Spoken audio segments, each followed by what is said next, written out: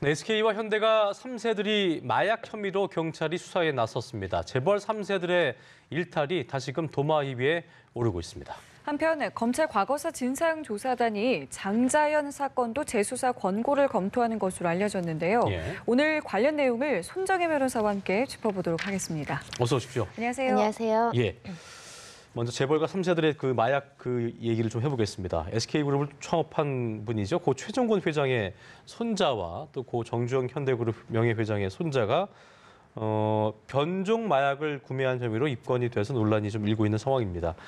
일단 판매책이 검거가 되면서 덜미를 잡혔다고 하는데 어떤 방식으로 거래가 좀 이루어진 건가요? 이모 씨가 이제 판매책으로 지목이 됐고요. 이모 씨가 이미 구속돼서 수사를 받는 과정에서 이제 판매를 했던 사람들의 이름들을 이제 준술하면서 이 사건이 알려지고 있는 것인데요. 예. 거래는 이렇습니다. 그 보안성이 굉장히 높다고 알려져 있는 텔레그램이라는 메시지를 통해서 먼저 마약 은어로서 이제 대화를 시도해서 사겠다라고 이야기를 하고요. 예. 돈을 보냅니다. 뭐 비트코인 같은 여러 가지 방법으로 보낸 이후에 비대면 방식이라고 해서 속칭 이제 던지기 수법이라고 얘기하는데 직접 만나지 않고 택배로서 이렇게 액상, 카트리지나 여러 가지 마약 쿠키를 구매했다라는 혐의로 지금 수사를 받고 있는 상황인데요. 예.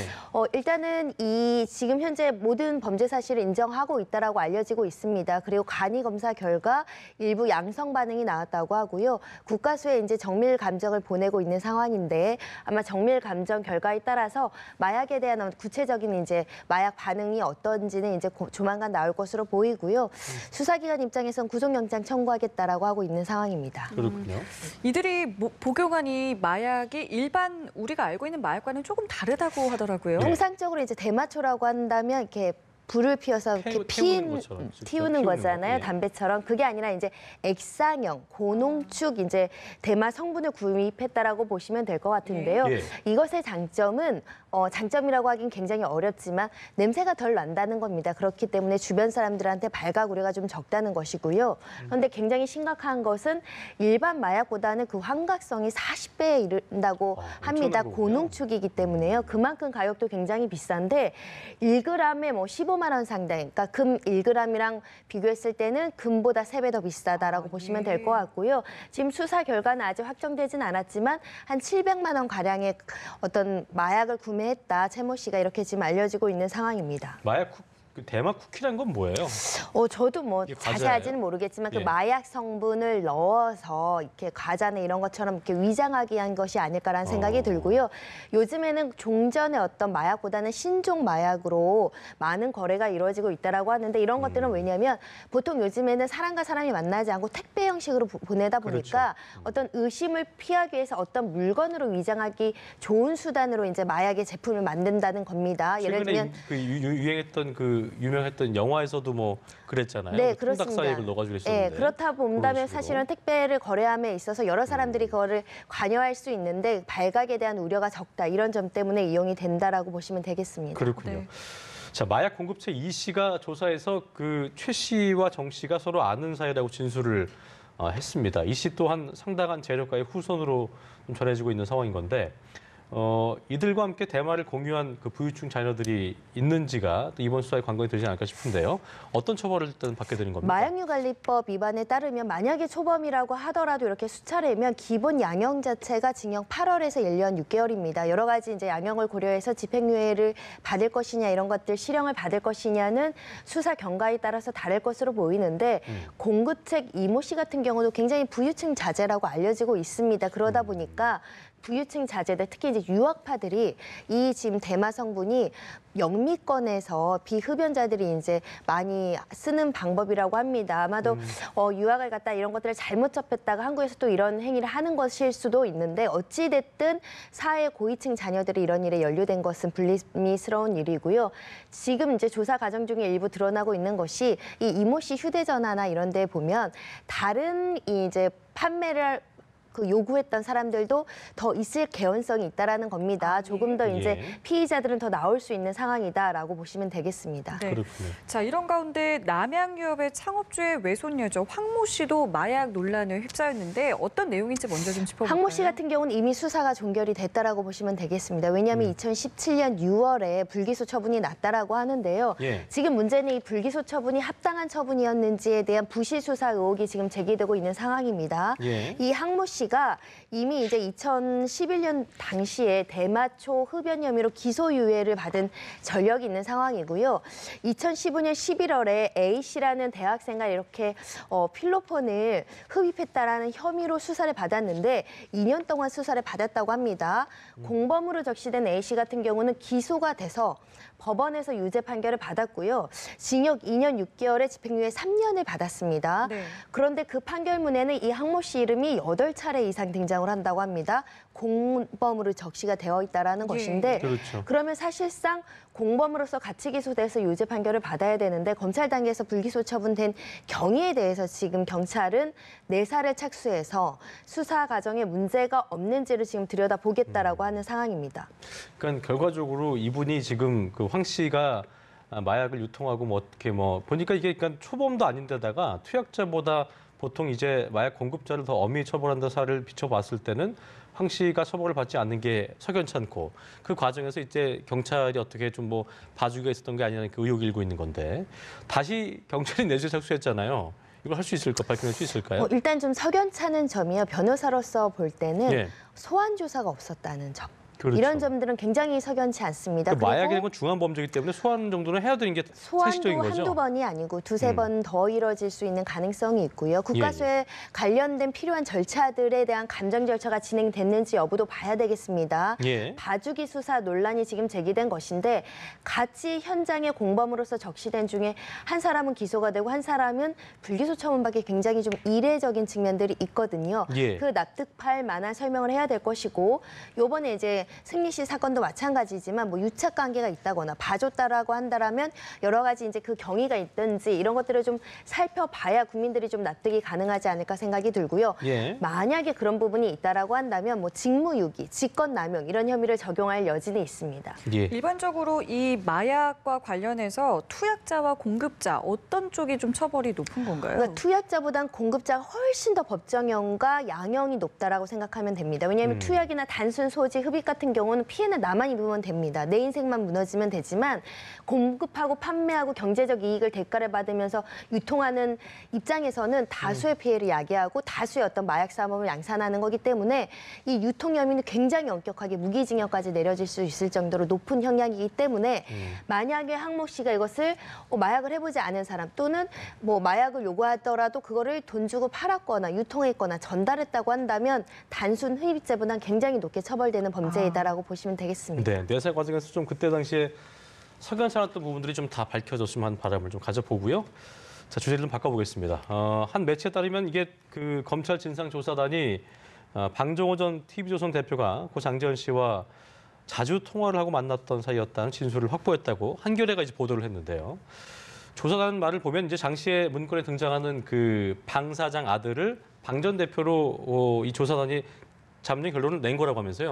일단은 조사단에서 방 사장 아들은 방 전 대표로 잠정 결론을 내렸다라고 합니다. 네. 아마도 그 당시에 장자연 씨가 쓴 문건에 직함이 불일치하는 것은 단순한 어떤 착오라든가 이런 걸로 보이고 여러 가지 경위를 살펴봤을 때 방 전 대표로 볼 수 있다라고는 하지만 조사단에 이제 지금 이야기가 나온 것 중에 그 당시에 이제 2008년, 2009년 당시에 고 장자연 씨랑 이 방 전 대표랑 이제 전화 통화를 많이 했는지 여부에 대해서는 조사단이 결과를 내세운 게 아니고 예. 이 관련 일간지에서 한 지인이라는 사람이 그 당시에 내가 이렇게 들었다.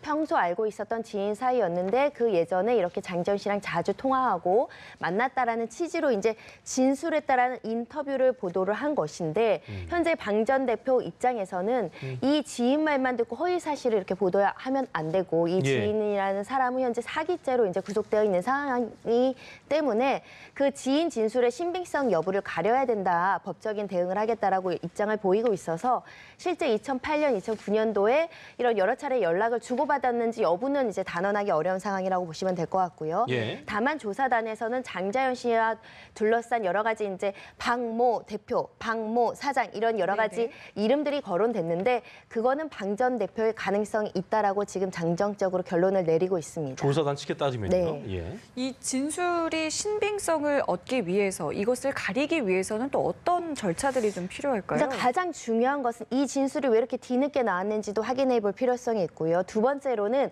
만약에 이게 전제된 사실이 자주 연락하고 만났다라는 사실이 확인되더라도 네. 조사단도 지금 그렇게 이야기를 하고 있는데 어떤 범죄 혐의를 적용하기가 굉장히 어려운 상황입니다. 아. 사람이 사람과 연락하고 만난다는 사실만으로 그게 범죄가 되진 않기 때문에 예. 만약 그 과정에서 부적절한 뭐 성추행이라든가 뭐 접대가 있었다거나 강요가 있었다 이런 추가적인 어떤 진술이 없는 상황에서는 현재 조사단이 이것을 가지고 어떤 혐의를 구성하기 굉장히 어려운 측면이 있고요. 다만 의혹이 제기된 상황이고 이 부분에 대해서 허위 사실이라고 지금 법적 조치에 대한 예고가 있기 때문에 확인할 필요성은 있다고 보이는데 가장 중요한 건 그 당시 1년치 통화 기록만 확인하면 됩니다.